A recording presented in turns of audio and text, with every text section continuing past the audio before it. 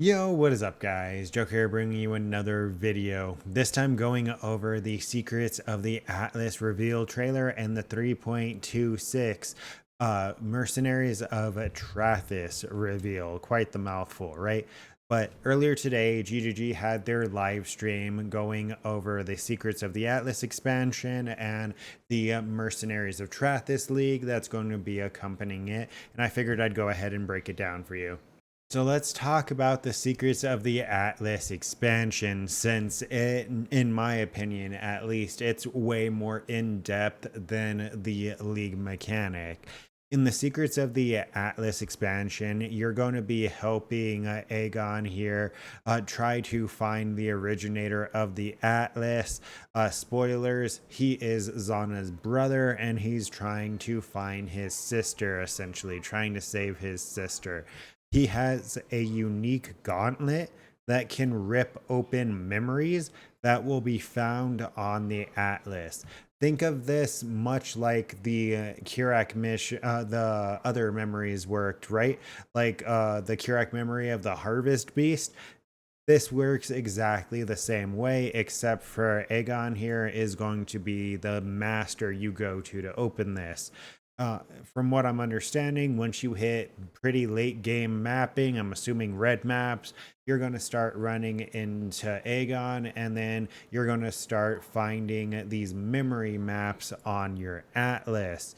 I'm assuming it chains much like a memory did, where you don't have to physically have each of these maps. The memory opens it for you. It's its own individual thing. So it might even help with Atlas completion. But in these maps, you're going to have oh, here's you finding the memory tier, right? In these maps, you're going to have like infused creatures. They're giving off these rose petals, and you collect these rose petals to empower the memory. These little buffs down here, which seem to work a lot like Sentinel did. So I'm going to be a big fan if it is that, where essentially there's a specific requirement you meet, in this case, just having the amount of souls, and then you pop it and it has a varying effect. They went over three, where there was like you absorb their souls, making you stronger. So I'm assuming like Soul Eater or like Headhunter, something like that. And then they had a revive one where it goes ahead and once everything is killed, it comes back to life. And I forgot the third one that they went over, but it seems like there's going to be several memories, and those are going to seemingly be like sentinels. Honestly, that's what I'm going to reference them as, because I feel like that's what they're going to feel like, right? Where you had the three types of sentinels, and you used them depending on what was going on. This is going to be very similar to that situation, I feel. I may be wrong, but the way it's laid out, the way it was explained, it really feels like essentially you're charging up your sentinels from killing mobs. You push button, it empowers a bunch of mobs around you. So it should be a mechanic like Sentinel. And I really like Sentinel. That's why I'm super happy and keep referring to it like Sentinel. I hope it's a system like that at least. With the secrets of the Atlas expansion, we also do get three new pinnacle bosses. We get this cool looking skeleton guy, we get this weird ass giraffe looking thing, and we get Elder's long lost son. So that's cool. Honestly, hands down, this guy's my favorite boss. The other two kind of look stupid to me. We also have some cool items and currencies that get introduced with these new pinnacle bosses. We have Prospero's protection. Only thing that came to mind when I read this ring was like spectral shield throw, right? You double the armor on your shield, giving you flat damage, and then you just don't wear a chest plate with armor. You use an evasion or like an ES base or a hybrid base that has a little bit of armor that you don't really even care about. Those are my only thoughts. Really, if this could be used in any other way, do that. Then we have Enmity's Embrace, which I had two thoughts when I came to this ring. There was like some kind of loop, right? Because we have the take 449 fire damage when you use a skill. You can use I was gonna say you can use Catalyst to boost the amount of damage, but that would also increase your reduced fire res. So you might not want to actually catalyst this ring with fire catalyst, right? The elemental catalyst. But the other thing I thought of was potentially righteous fire. Damage penetrates fire resistance equal to your overcapped fire res. If you're RF, you have 90 fire res anyways, right? I don't know if the righteous fire damage would penetrate like that. I don't know how righteous fire damage works. I'm gonna have to wait for Pox's opinion on that, or Lance, or like one of the RF people. But yeah, the other thought was some kind of loop with the taking fire damage and using a fire skill. So like Firestorm or something, or like Volatile Dead. I don't know. Something might be able to be done there with some kind of loop. Then we have the three memory currencies. We have the Orb of Remembrance, randomizes the number of memory strands on a normal equipment item. This is going to be kind of like Bless Orbing an implicit modifier, right? Because essentially, memory strand is an implicit on the item, and you're going to want it to be essentially perfect. So we're going to be using these essentially as blessed orbs for memory strands. Hopefully, they're not as rare as blessed orbs are, and they are fairly common. But then we have the Orb of Unraveling. Consumes all memory strand on an item to attempt to upgrade the tier of explicit modifiers based on the number of memory strands consumed. That's why I was saying you want to have as much memory strand as possible. But essentially, I think this is going to be really good for your transition from either early game to mid game or mid game to late game. I think this is really going to help you out, go from items that might have like T3, T4 modifiers on them, get like T2 and T1 modifiers on them. So it should help the transition in the like natural gear progression a lot more. And potentially it might be a lot easier to craft really good end game items with memory strand, because we saw that you can have memory strand on an item that has influence, right? So you can essentially settle for tier 2 modifiers of the influence modifiers, right? And then just try to have the memory strand boost it to the next tier. Or like I was saying, the transition from like early game to mid game. Let's say you're relying on all T4 gear. This will help you boost to T3 and T2 gear rather easily. I mean, as long as they're common. If they're not common, then they may be kind of niche because they'll be kind of expensive. The Orb of Intention modifies a memory influenced map, causing items found to have more memory strands, but fewer items drop. The first thing that came to mind when I saw this was like base farming, right? Since we saw that you can have memory strand on an influenced item, my thought was using like the scarab that gives you the conqueror influenced altars and cramming as many mobs into that map as possible, and then potentially farming some bases with high memory strand. And that might actually be a farming strategy I try later on in the league, is like farming influenced bases with high memory strand. Is that a thing? Like, how hard is it to get high memory strand, right? But then, yeah, we have how memory strand reflects on an item. And we have two of the new uniques. We have a Wine of the Prophet, which seems like an incredibly shitty inspired learning, if anything, right? Because what it says it does is gives you a random divination buff for 20 seconds when used. What's a divination buff? The effect of the divination cards. So they gave the example of like Headhunter, right? Where it hit the doctor and it gave the guy a headhunter, but it would be a headhunter for 20 seconds in very select scenarios. it just seems really gimmicky and weird. The only thing that I can think of is if you have like, I don't know, minimum charges used, maximum increased charges, and then you have like an insanely large amount of flask recovery or flask effect duration. Those are the only things I can really think of with that. I mean, because it is a gold flask, right? So it is good innate rarity. Maybe some kind of niche gimmicky Pathfinder build, some kind of flask finder uses it and gets like 60-second buffs and has this thing constantly procking, and you're just essentially buff stacking.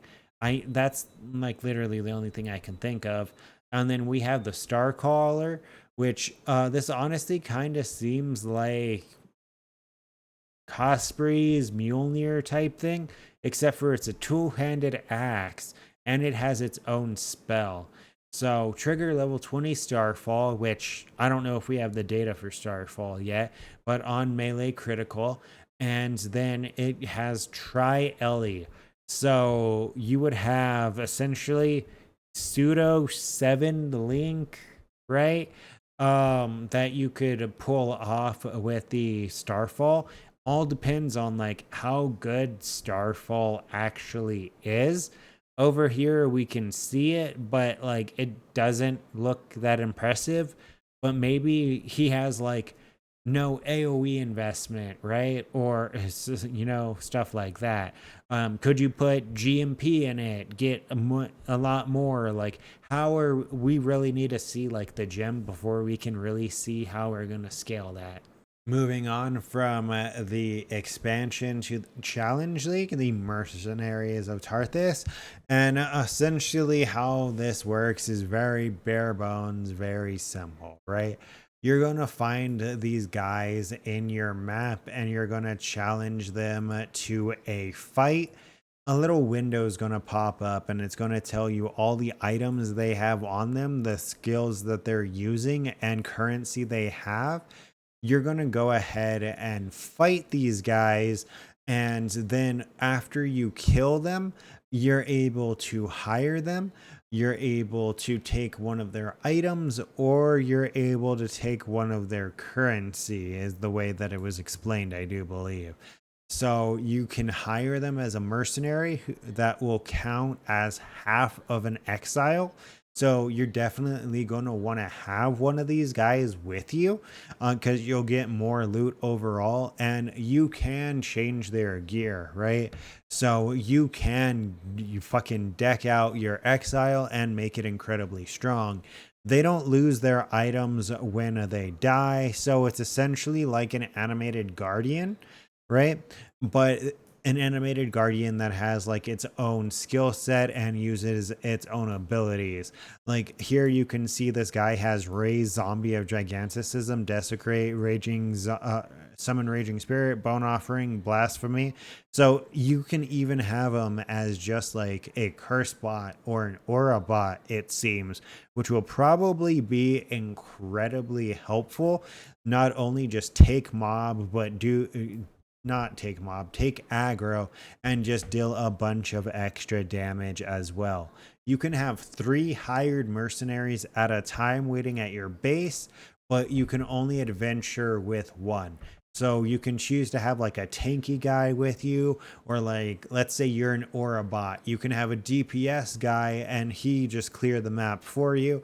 Seems like there's going to be some really fun combinations, as well as the pockets or the currency that they've had on them seems relatively decent, as well as the items seem fairly decent as well, especially for transitioning from early to mid game. I think there's going to be a lot of ease to progress, because like on this guy has grace and this guy has haste. I would take that guy just for grace and haste, and he could be my aura bot, right? So it seems like really, really minimalistic, but pretty cool mechanic. They also have unique skill gems like Spectral Shield of Trarthus and Storm Call of Trarthus. And they're pretty much just augmented skill gems, right? They're just like the ones we have with a different ability. So really cool. They didn't say how many of these there were. I'm assuming there's probably not a ton, but there also might be. Then we have the unique modifiers. The Tarthus modifiers on their own seem really strong. So they seem like something that you're going to want to try to recombinate onto an item or fracture onto an item, right? Because skills used by your traps and mines a chain 2 additional times. Like, are you crazy? And then they gave a reference of a unique, right? Hollow crack. They're trying to make war cries a thing. I have zero interest in war cries, so I don't know if this is good or bad. But then we have the cosmetic armor for completing all 40 challenges, and it looks relatively badass. I just realized this video is going to be a lot longer than I hoped it would be, but they really actually did do a decent amount of stuff. So next up we have King's March is going core to the surprise of no one, right? They gave us a year-long King's March. They sure as hell going to make that shit core. They improved it a little bit. You no longer have to upgrade your town. Now it is just a side mechanic, and we get the Faustus bonus of the currency exchange and the gold respect. So they brought the rest of King's March along with him. We have recombinators still. We have PoE 2 recombinators and the old recombinators merged onto one. So that's rather interesting. And then they changed runes to rune graphs. And how rune graphs work is they work a lot like tattoos. I'm sorry, a lot like tattoos. And they just replace a mastery. So now it's going to be worth it to spec masteries that you're not even using just for the ability of using the graphs, because some of the graphs seem incredibly strong, right? So Nova spells cast at a marked target location instead of around you if possible, and then gain one Vol and then 30% chance to curse non-cursed enemies with a random hex on hit. This one is more useless in my opinion, but these other two are actually pretty decent. The passive Vol generation, making sure that your Vol skills are up more often, right? So like Vol Graze, Vol Molten Shell, or even if you use it all offensively for like Vol Soul Call or Vol Lightning Strike, right? And then we have the Nova spells, which is pretty cool. They also reworked Betrayal. Essentially, it seems like it works relatively similarly to the Betrayal board itself, except for now the mastermind is split off into its own fight. So you can now sell mastermind fights if you can't kill her or you don't want to run it. And then the betrayal board does not reset after you kill the mastermind because it is separate. So you can farm the mastermind fight and stack them up and sell them while you're running a betrayal strategy and just have like a lot of passive income. Or you could stockpile these till you're much more geared and then just knock them out back to back and make an insane amount of currency, because some of the things they added are favorites, right? So we have the Veiled Exalted Orb, which removes a random modifier and adds a random Veiled modifier. This is essentially the T4 Aisling, right? But then we also got the Veiled Chaos Orb back, which is going to be your go-to for like finishing your suffixes on your boots and then doing suffixes can't be changes and hitting it with a Veiled Chaos to give you your free movement speed modifier. So good, decent early and mid game boots are probably going to be fairly common and fairly cheap. And then we have All Flames. Mark did say that these are watered down All Flames. So they're not as OP as they were in Necropolis, which, I mean, yeah, some of the All Flames in Necropolis were fucking ridiculous. I don't blame them for watering them down. But even if they are like a 50% nerf, these are pretty strong. You're going to use these alongside Scarabs for some juicer strategies, I do believe. Apart from that, we have a rucksack on the side of the Atlas. I already went over that. And then they show the supporter packs.